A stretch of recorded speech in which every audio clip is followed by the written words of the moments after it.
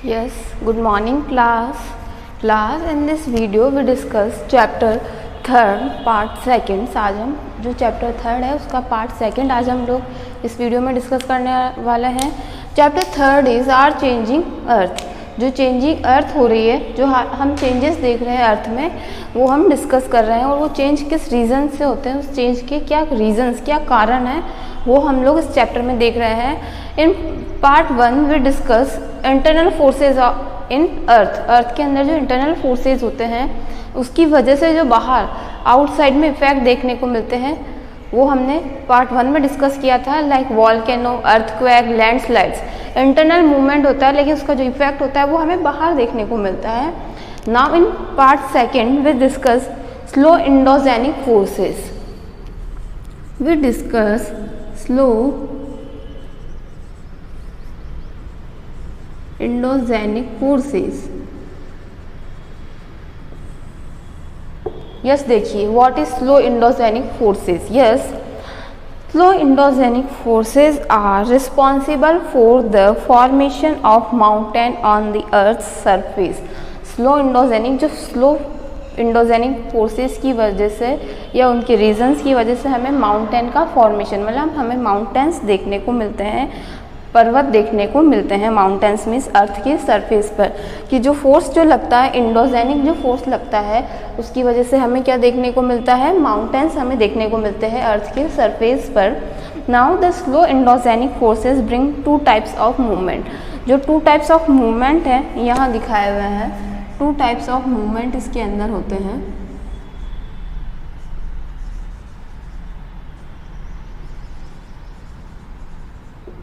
Yes, तो देखिए two types of movement. First movement is vertical movement. In first movement is vertical movement. Yes, तो firstly we discuss vertical movement. Yes, देखिए what is vertical movement. Vertical movement are related to the upliftment और subsidence of the earth's crust and are known as faulting. यहाँ ये बोल रहा है vertical movement जो related होता है अपलिफ्टमेंट या सब्सिडेंस ऑफ अर्थ, जो क्रस्ट है, अर्थ की क्रस्ट पर क्या होता है, अपलिफ्टमेंट होता है उसका जो, या उसे हम क्या बोलते हैं, फॉल्टिंग भी बोलते हैं, जो अपलिफ्टमेंट होता है। फिर देखिए when a part of earth crust is uplifted between two fault. यहाँ ये बोल रहा है जैसे अर्थ की जो क्रस्ट का पार्ट है तो वो क्या हो रहा है, अपलिफ्ट हो रहा है, मतलब ऊपर की तरफ जा रहा है। अपलिफ्ट हो रहा है मतलब ऊपर की तरफ जा रहा है। जो क्रस्ट है, सबसे लेयर जो ऊपर होती है वो क्रस्ट की होती है अर्थ के ऊपर, तो वो क्रस्ट वाला पार्ट जब कहाँ जा रहा है, ऊपर की साइड अपलिफ्ट हो रहा है, अपलिफ्टमेंट हो रहा है between two fault, it result in formation of block mountain. तो मतलब दो जो फॉल्ट है उसके बीच में से जब ये अपलिफ्टमेंट हो रहा है तो क्या, इसे क्या बोलते हैं, ब्लॉक माउंटेन। जो माउंटेन बनेगा वो कौन सा माउंटेन कहलाएगा, ब्लॉक माउंटेन कहलाएगा। ब्लॉक माउंटेन, वो वाला जो माउंटेन है ब्लॉक माउंटेन कहलाएगा, या उसे होस्ट भी बोलते हैं। In case of subsidence it form A rift valley. और ये कहाँ बनता है, रिफ्ट वैली में। कहाँ ये बनेगा, ब्लॉक जो माउंटेन बनता है वो रिफ्ट वैली में बनता है। Yes, in diagram, look at the diagram in your book. Yes, rift valley and host. तो ये जो दो सब्सिडेंस के बीच में आप जो देख रहे हैं रिफ्ट वैली, और जो ऊपर जो उठा हुआ पार्ट है, यस वो क्या है, होस्ट है। लाइक ये पार्ट है, देन तो ये तो हो गया पार्ट रिफ्ट वैली, और ये वाला पार्ट कहलाएगा होस्ट। कौन सा पार्ट कहलाएगा, ये वाला host and rift valley. Sorry. तो अर्थ की क्रस्ट पे जो अपलिफ्टमेंट होता है और उससे जो रिजल्ट होता है क्या बनता है, ब्लॉक माउंटेन बनता है या होस्ट। ये तो ऊपर वाला पार्ट, ये जो रिफ्ट वैली के बाद जो अपर हुआ है ये होस्ट, या इसे कौन सा माउंटेन, ब्लॉक माउंटेन भी इसे बोलते हैं। Yes, now second is horizontal movement. Second one is horizontal movement. Yes, देखिए what is horizontal movement. Yes, horizontal movements are caused due to compressional forces operating in Earth's interior resulting in the folding of rock strata। strata मतलब होते हैं तहे या स्तर। यहाँ ये बोल रहा है जब हॉरिजॉन्टल जो मूवमेंट होगा उसकी वजह से क्या होगा, इंटीरियर, अर्थ के इंटीरियर में रिजल्ट होगा, जो रॉक्स है वो क्या होगी, फोल्ड होगी, और folding of the earth crust is responsible for the formation of fold mount. तो जो अर्थ की जो वो लेयर्स फॉर्म क्या होगी, फोल्ड होगी, तो फोल्ड होने से जो रिजल्ट होगा तो क्या बनेगा, फोल्डिंग माउंटेन बनेगा। कौन सा माउंटेन बनेगा, फोल्ड माउंटेन बनेगा।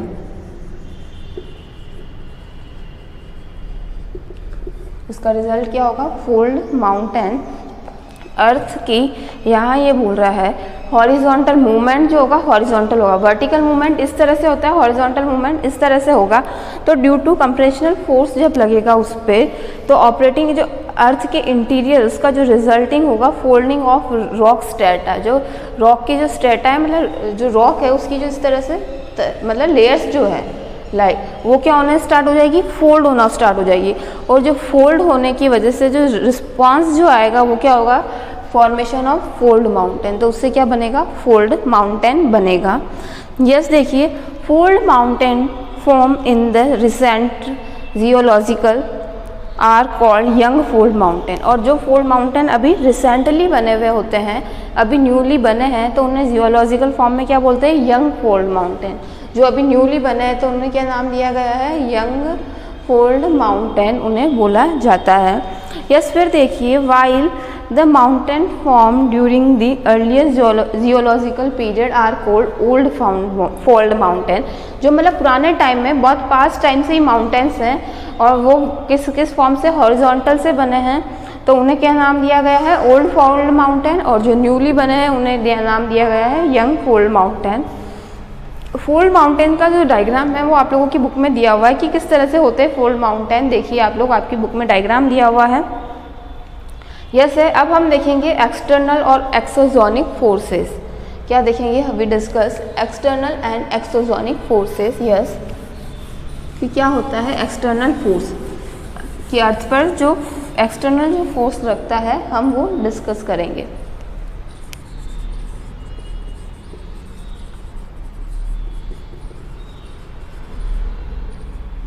यस देखिए, the forces operating on the earth surface are called external और एक्सोजोनिक फोर्सेस। यहाँ ये बोल रहा है वो फोर्स जो अर्थ की कहाँ है, सरफेस पर लगता है।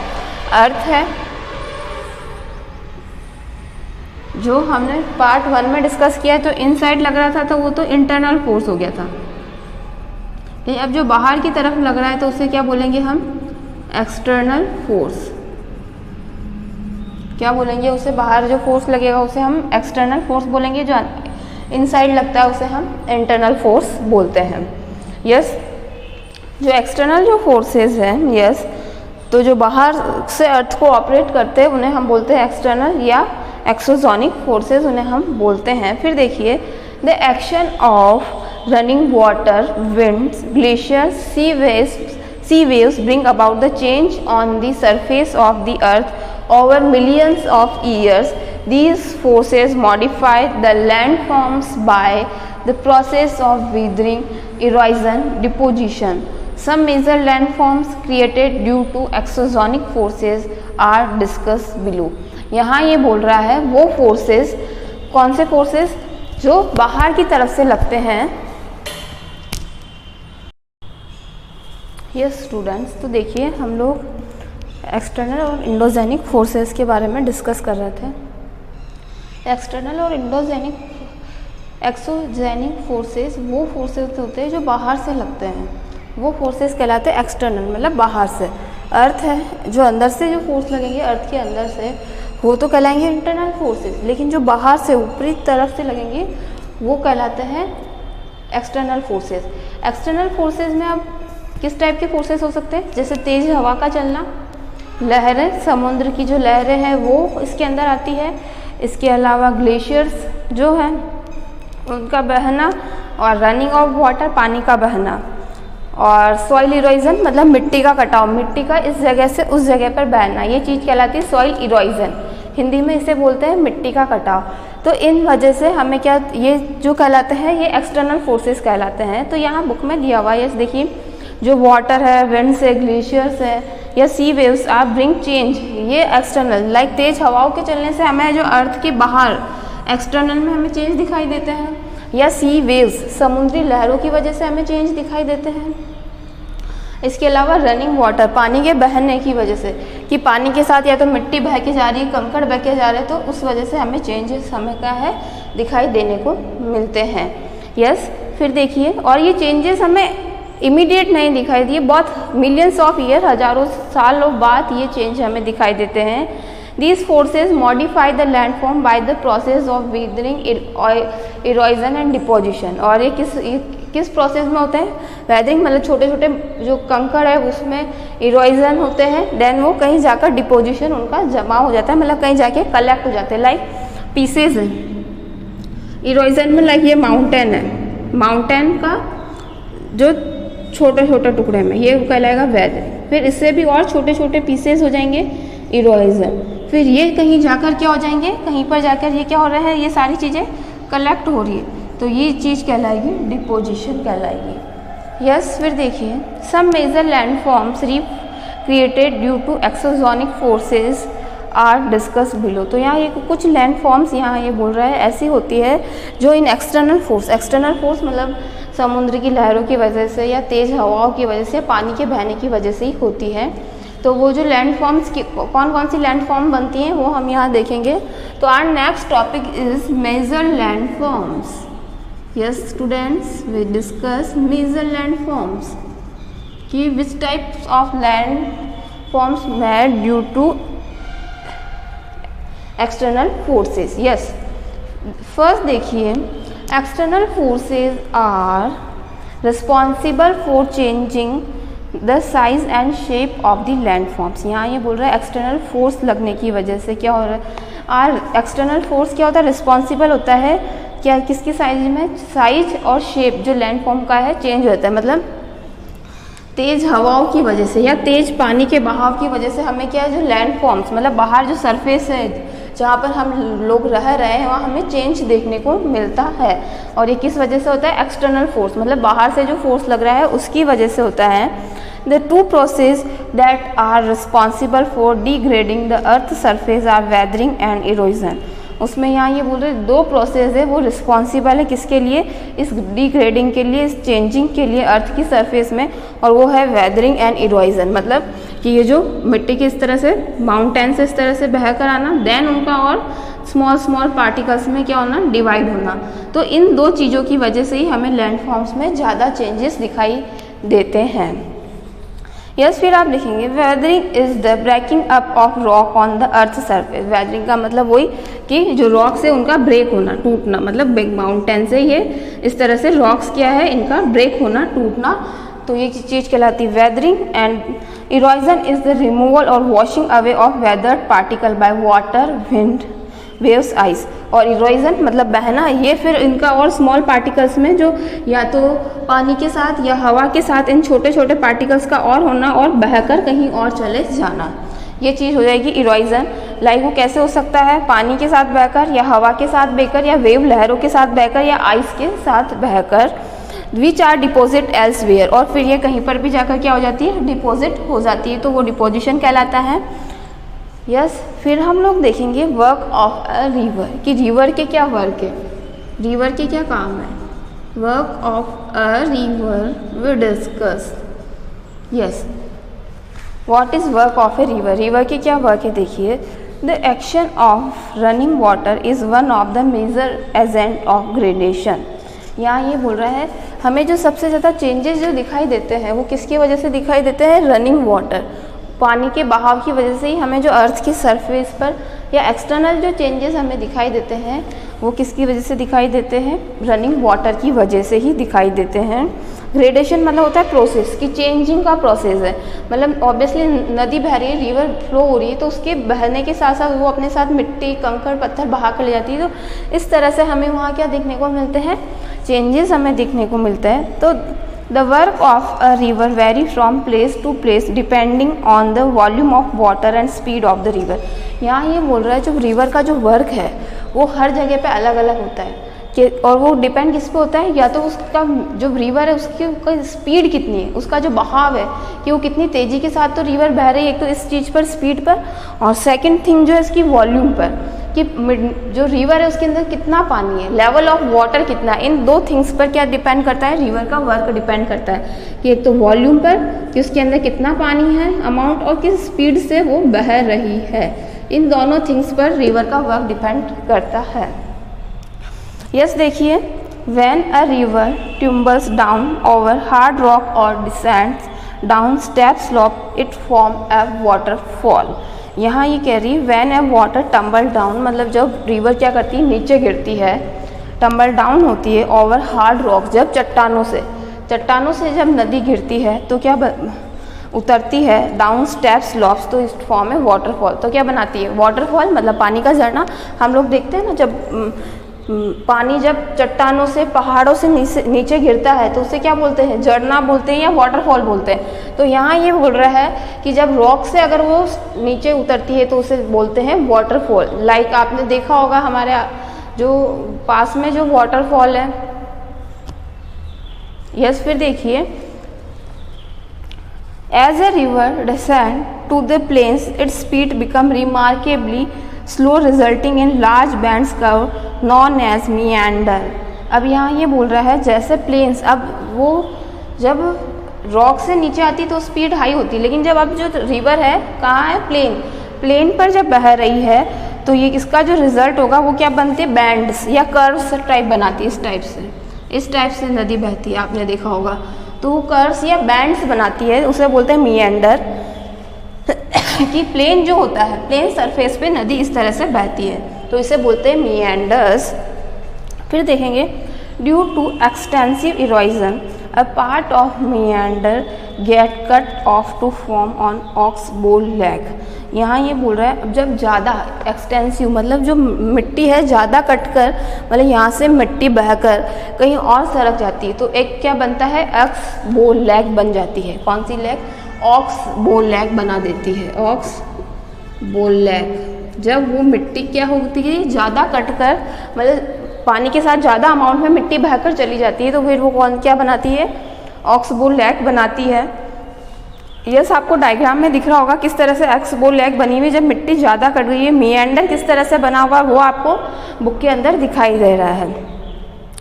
यस, फिर नीचे देखिए, some time when river get flooded it overflow its banks. यहाँ ये बोल रहा है जब नदियों में क्या आ जाती है, फ्लडेड, बाढ़ आ जाती है तो ये अपने बैंक मतलब अपने किनारों से भी ओवरफ्लो, मतलब अपने नदी का किनारा बना हुआ तो ऑब्वियसली आप लोगों ने यहाँ किनारा हो, लेकिन जब नदी में क्या है, बाढ़ की सिचुएशन आ जाती है, फ्लड जब हो जाता है तो ये अपने बैंक से भी ओवरफ्लो होकर कहाँ आ जाती है, बाहर आ जाती है। आपने देखा होगा ना, पुलिया वगैरह पे भी पानी आ जाता है। यस, फिर देखिए, once the flood recedes the material get deposited along the side of meander to form a fertile plain called flood plain। यहाँ ये बोल रही है जब वो फ्लड कहाँ दूर तक चली जाती है और अपने साथ मटीरियल्स बहा कर ले जाती है तो फिर बाद में वापस से वो बहकर कहाँ आ जाती है, अपने एरिया में आ जाती है, रिवर अपने उसमें आ जाती है। तो फिर जो बाद में जो प्लेन बच जाता है, बाद में जो प्लेन बच जाता है उसे कौन सा प्लेन बोलते हैं, फ्लड प्लेन बोलते हैं। यस, फिर देखिए, the raised banks along the flood plains are called natural levees मतलब होता है बंद, और इस तरह से जो बैंक्स क्या बंद बनाते हैं, मतलब कनेक्शन बनाते हैं वो, as the river move toward the sea. अब जब रिवर क्या कहाँ ऑब्वियसली नदियाँ कहाँ मिल जाती है, लास्ट में समुद्र में मिल जाती है। तो जब वो समुद्र की तरफ बहती है इट बिकम्स, इसकी जो स्पीड होती है एक्सट्रीमली स्लो, बहुत ही धीरे हो जाती है, slow, and it branches of into numerous channels called distributaries. मतलब अब जब ये सी में लाइक रिवर इधर से बहती हुई आ रही है तो अब वो जो बाद में क्या अब समुद्र में मिलने वाली होती है तो इसकी स्पीड भी धीरे हो जाती है, और डिस्ट्रीब्यूटरी मतलब बहुत सारी और सहायक इससे अलग अलग नदियाँ और निकल जाती है, छोटे छोटे चैनल्स नदियों के निकल जाते हैं तो उन्हें बोलते हैं डिस्ट्रीब्यूटरीज या सहायक नदियाँ।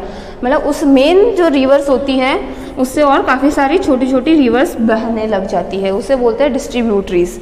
Yes, in between the distributaries sediment deposit along the mouth of the river to form a delta।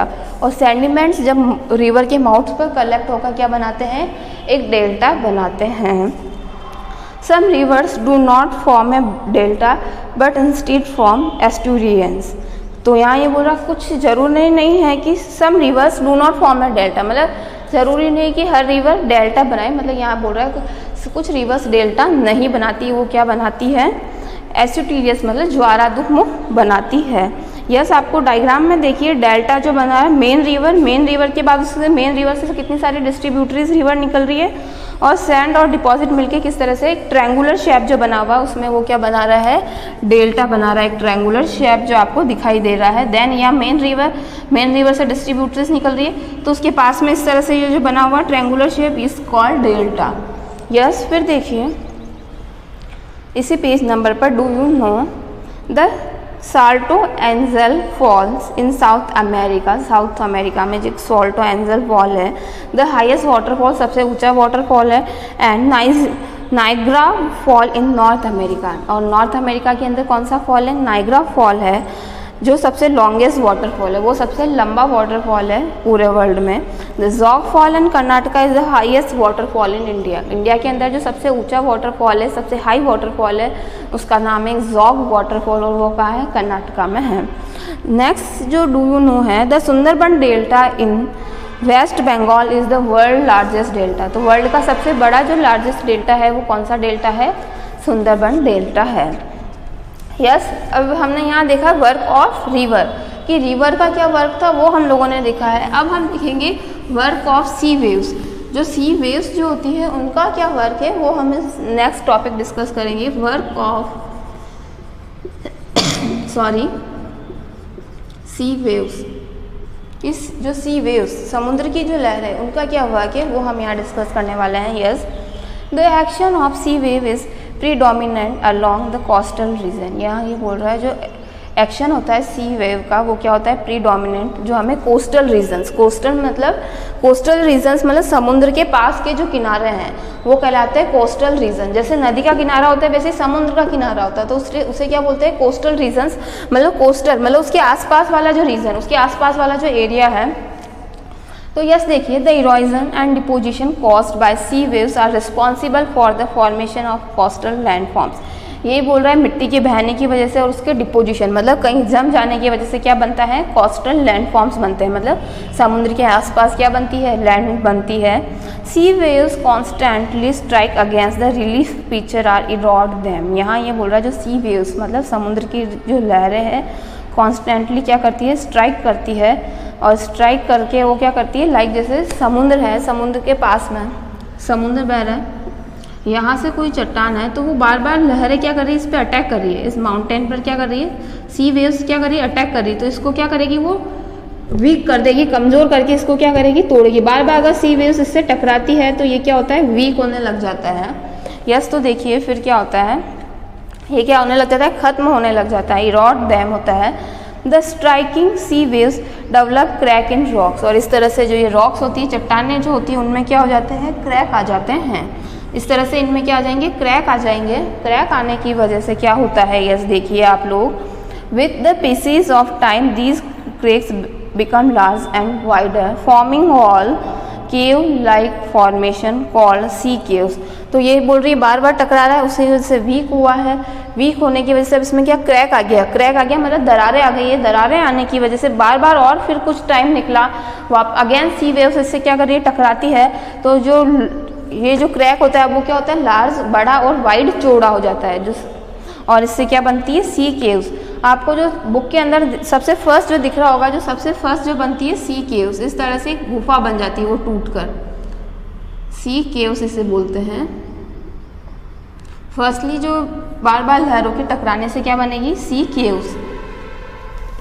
C caves हो गई। सी केव्स के बाद further erosion make the cavities even bigger and only the roof of the cave remain which look like an arch is called sea arch. अब यहाँ ये बोल रहा है देन अगेन क्या होगा, इरोजन मतलब उसका कटाव होगा, टकराव होगा वही लहरों का। तो उसकी वजह से क्या होगी, जो ये केव है, ये इसको बोला है यहाँ कैविटीज नेम यूज़ किया है इसके लिए, केव्स के लिए। तो कैविटीज अब क्या होगी, किस में कन्वर्ट हो जाएगी, सी आर्क में कन्वर्ट हो जाएगी। और सी आर्क का शेप ये मतलब और इसका जो शेप है बड़ा हो जाएगा, उसे बोलेंगे सी आर्क। क्या बोलेंगे उसे? सी आर्क। अब ये जो कैविटी का जो सी केव से किस में कन्वर्ट हो जाएगी? सी आर्क में कन्वर्ट हो जाएगी।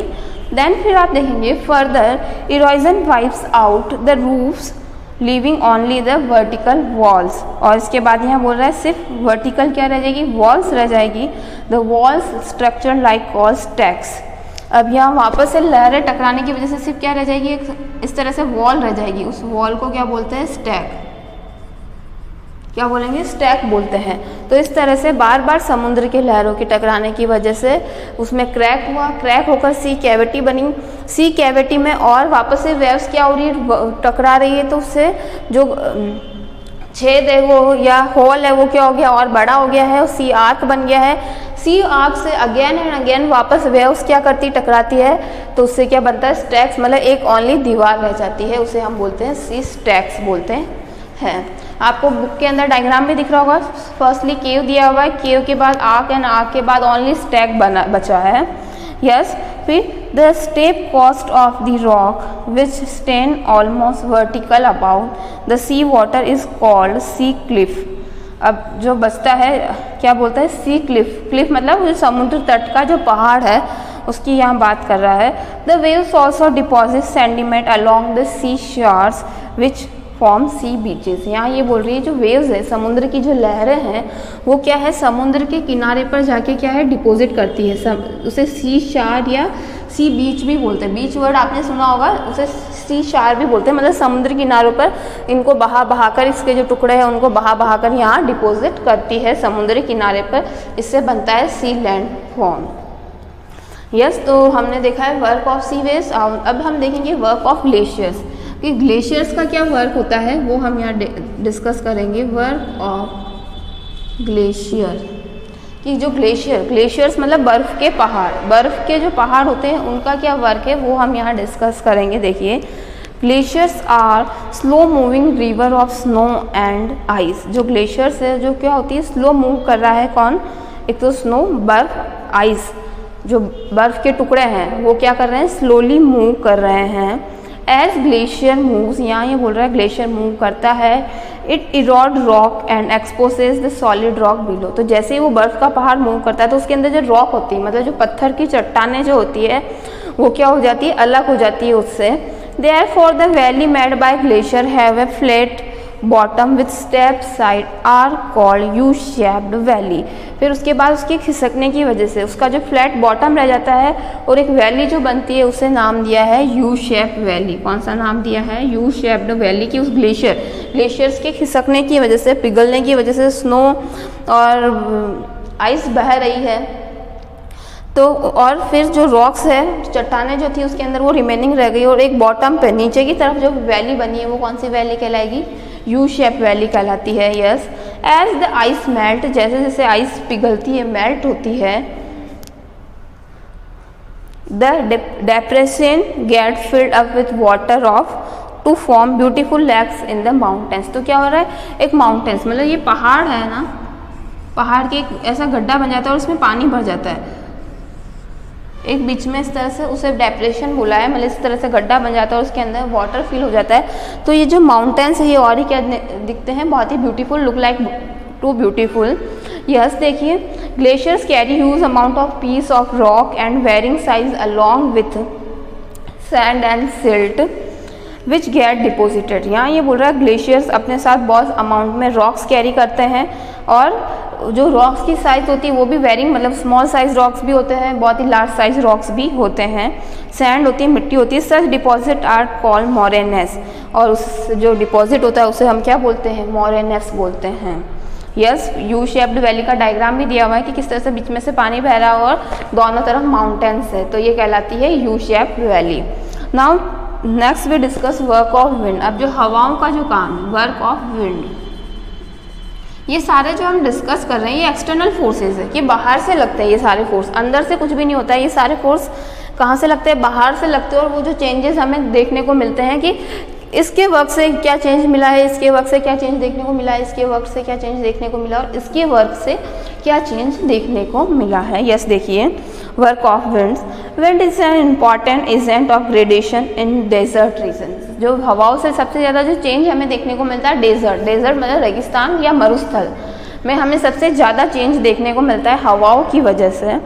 It is an important agent of erosion and deposition. और जो हवा है वो सबसे ज़्यादा इरोजन मतलब मिट्टी को अपने साथ बहा कर ले जाती है, कहाँ पर, डेजर्ट में, और फिर देन डिपोजिट उसे जमा कर देती है किसी एक प्लेस पर। यस फिर देखिए, strong wind can carry not only fine particle of dust और soil but also larger particle of sand and gravel. यहाँ ये बोल रहा है जो स्ट्रॉन्ग विंड मतलब जो हवाएं हैं, स्ट्रॉन्ग हवाएं जो है ये जो अपने साथ सॉइल पार्टिकल्स को ही नहीं ले जाती है बट सैंड एंड ग्रेवल मतलब कंकड़ भी अपने साथ ले जाती है। मतलब जब तेज़ हवाएं चलती है तो सिर्फ ये मिट्टी, सैंड को ही अपने साथ बहा कर नहीं ले जा रही, ग्रेवल मतलब कंकड़ भी अपने साथ ले जाती है जब तेज़ हवाएं होती है तो। In desert, we can see rocks resembling the shape of the mushroom that are commonly known as mushroom rocks। यहाँ ये बोल रहा है डेजर्ट में जो होती है तो फिर जो ये शेप जो बन जाता है, एक मशरूम शेप बन जाता है, उसे बोलते हैं मशरूम रॉक्स। मतलब ये जो रॉक्स मिलकर क्या बना देती है, एक मशरूम रॉक। आपको डायग्राम में दिख रहा है बुक के अंदर किस तरह से मशरूम रॉक्स बनी हुई हैं। These rocks have a narrow base and wider top। इसका जो बेस होता है वो नैरो होता है मतलब सकड़ा होता है, और ऊपर से टॉप से क्या होता है, ब्रॉड, चौड़ा होता है। इस तरह का शेप आपको नज़र आ रहा है मशरूम शेप। तो नीचे से तो नैरो है, ऊपर से जो क्या है ये वाइड है। यस फिर देखिए, These rock have narrow base and wider top due to different rate of erosion। और ऐसा क्यों होता है, क्योंकि जो इरोजन मतलब मिट्टी के बहने का जो रेट होता है या उसको कलेक्ट करने की जो अलग होती है रेट, इसकी वजह से ऐसा होता है। When wind blow, जब हवाएं बहती है, it lift transport sand from one place to another. यहाँ ये बोल रहा है जब हवाएं बहती है तो जो मिट्टी को अपने साथ एक जगह से दूसरी जगह बहा कर ले जाती है। मतलब मिट्टी यहाँ होती है तो हवा के साथ बहकर कहाँ चली जाती है, यहाँ आ जाती है डेजर्ट्स में। यस फिर देखिए, when the velocity of wind, velocity मतलब वेग, हवा जो तेज़ होती है अगर, ऑफ डिक्रीजेस और there obstruction in the form of hills, sand get deposit from sand dunes. मतलब जब उसका अगर जो स्पीड कम होती है तो जो सैंड ड्यूज बनाती है मतलब मिट्टी के टीले, सैंड ड्यूज को हिंदी में बोलते हैं मिट्टी के टीले, इस तरह से ये बनाती है। आपने देखा होगा डेजर्ट में मूवी वगैरह में कि किस तरह से मिट्टी के इस तरह से टीले बने हुए होते हैं, या खुद आप जैसलमेर वगैरह गए हुए हैं, बाड़मेर साइड गए होंगे तो आपने इस सैंड ड्यून्स मतलब मिट्टी के ये टीले देखे होंगे, इस तरह से मिट्टी के बने, तो मतलब मिट्टी के छोटे छोटे पहाड़, इन्हें बोलते हैं सैंड ड्यून्स। फिर देखिए, the fine particle of sand and dust carried away by wind from one great distance और get deposit to form loess. मतलब यहाँ ये बोल रहा है हवा के साथ बहकर इन्हें बहुत दूर डिस्टेंस तक भी ले जाती है। The Hwang Ho valley in China is famous too for such deposit. Hwang Ho जो वैली है वो इससे डिपॉजिट के लिए कि हवाओं के साथ मिट्टी बहकर काफ़ी दूरी तक गई है और काफ़ी दूर जाकर उसने डिपोजिशन किया हुआ है। तो चाइना की एक हैंगहू वैली है वो इसी का ही एग्जाम्पल है। Now come to summary of chapter. हम चैप्टर की जो समरी यहाँ देखेंगे अब। The first point, the surface of the earth is not uniform. Earth का जो सरफेस है वो यूनिफॉर्म नहीं, मतलब एक जैसा नहीं। कहीं हमें माउंटेन्स, कहीं प्लेन्स, कहीं प्लेट्यू, रिवर्स, सीज देखने को मिलते हैं। Different landforms like mountains, plains और प्लेट्यू हमें देखने को मिलते हैं। Landform that we see on the earth have been form as a result of change took place from million of year. और हम जो चेंज जो देख रहे हैं वो मिलियंस ऑफ ईयर ही हो, लाखों सालों से वो चेंज होते हुए आ रहे हैं, तो वो हमें चेंज दिखाई देता है। इमीडिएट कोई चेंज हमें नहीं दिखाई देता है। इमीडिएट जो चेंज होते हैं ओनली अर्थक्वेक या वॉल्केनो की वजह से होते हैं। The earth crust consist of plate known as a lithospheric या टेक्टोनिक प्लेट। यस स्टूडेंट्स, तो हमने जो समरी ऑफ चैप्टर हम देख रहे थे, तो हम अब इंटरनल फोर्सेस जो अर्थ के अंदर से आते हैं वो internal forces and external forces जो बाहर से लगते हैं, लाइक हवाएं जो होती हैं, समुद्र की लहरें। यस एक्सरसाइज अब आप लोग देखिए। तो जो वाटरफॉल है वो किससे बनता है, form by the action of reverse, river के एक्शन से। सेकंड है which of the following is deposition feature of river, तो डेल्टा है। Third is the erosional landform, तो मशरूम जो रॉक्स है उनसे बनता है। फोर्थ है बीचेज आर डिपोजिट, तो बीचेज के यहाँ सी वेव्स की वजह से क्या बनते हैं, beaches. Now fifth is fine deposit of transported and deposited by winds along great distance are called levees. Now come to match true and false. First true false is exogenic forces operate from within the interior of the earth. False है. Folding refer to the horizontal movement of earth crust caused due to compressional force, तो true है ये। फिर है steep crust, the rock sand vertically above sea waves is called sea arc. False. Hills of sand are called beaches is false. फिर shaped जो है curve वो मिएंडर की वजह से होता है। सेंडिमेंट्स जो डिपॉजिट होती है सी कोस्ट पर तो वो बीचेस। सडन वाइब्रेशन होता है तो वो अर्थक्वेक की वजह से। ब्रांचेस ऑफ रिवर को हम बोलते हैं डिस्ट्रीब्यूटरीज, और कट ऑफ पोर्शन ऑफ मिएंडर को हम बोलते हैं एक्स बोल लैग। तो yes students, your chapter 3rd is complete, part 2nd is complete. Thank you students, have a nice day.